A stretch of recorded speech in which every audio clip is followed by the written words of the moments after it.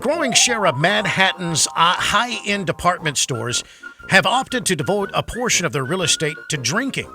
And I've seen this in the Domain as well. Luxury retailers like Nordstrom's, Bergdorf Goodman, Neiman Marcus, Saks Fifth Avenue have opened cocktail bars at some locations. Now, while dining and department stores have long been a shared history, these new offerings come at a time when retailers are all, of all stripes that are struggling to keep customers in there buying stuff. Yeah. And walking around with a Moscow Mule or something like that. Sure. Some kind of cocktail. Linda, Karen, and Becky, they love that kind of stuff. It's a win-win. It is. You get a couple of pops in them, and then they're going to buy more. What's a pop?